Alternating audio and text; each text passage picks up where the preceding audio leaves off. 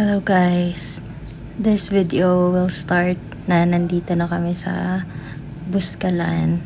Sorry, hindi ko kasi na-video yung van or yung travel namin, pero it took us almost 14 hours siguro from Manila, including na dun yung yung mga stopover, tsaka dinner, ganon.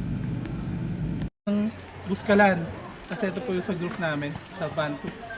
Tapos yun, ang activity po natin is kakit po tayo doon sa village, 20 to 30 minutes.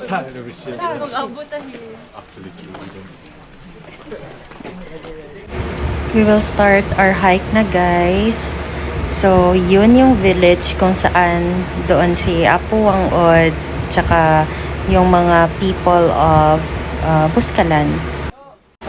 Pag pupunta kayo guys dito sa Buscalan, dapat at least meron kayong preparation kasi meron siyang 10 to 15 minutes hike.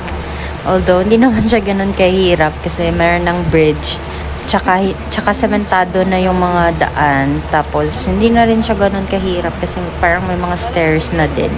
So kayang-kaya naman. Tsaka meron namang mga ibang senior citizens na umakyat doon sa village and hindi naman sila nahirapan. And dumating na kami guys sa aming homestay. So dito sa Buscalan, hindi ka mag-worry kung saan kayo matutulog, saan kayo magsi-CR, kasi meron ditong homestay.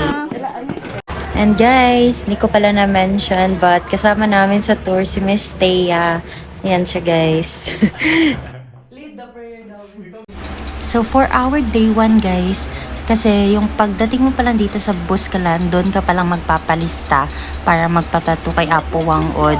And guys, sobrang dami talaga ng pila na magpapatato.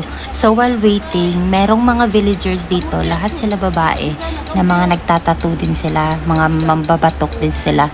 So while waiting, na sa turn namin, nagpatato kami. In the morning guys, yun, nagpatato kami, and in the afternoon, tinur kami sa buong village and nakilala namin yung pinaka matandang villager dito sa Buscalan. I think she is 116 years old, so mas matanda pa siya kay Apo Wang-od. And not only that, kasi hindi kami naabutan talaga guys ng pila na magpatato kay Apo Wang-od. So ayun, pinapunta na lang kami dito sa parang rice terraces.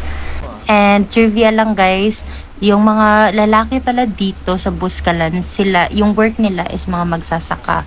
Well, for the girls naman, the ladies naman, sila talaga yung mga mambabatok.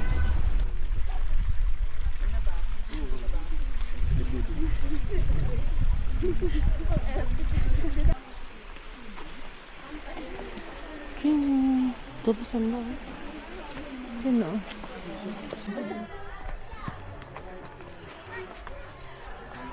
Okay na. Sige na. Grabe.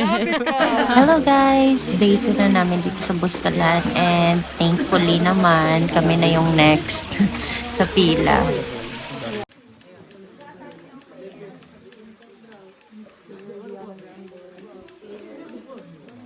Guys, tinatatuan na ako ni Apo Wang-od and sobrang sakit talaga niya mag-tattoo, promise.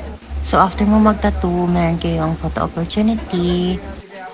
And next naman, si Kai, nagpa-tattoo din siya. Tsaka parang in-advisean pa siya na i-move yung dots. Kasi yung ginawa namin, nag-trace na kami before para pantay sana. So nagsuggest si Apo Wang-od. And after that, nag-picture taking na lang kami. And umuwi na kami sa Manila.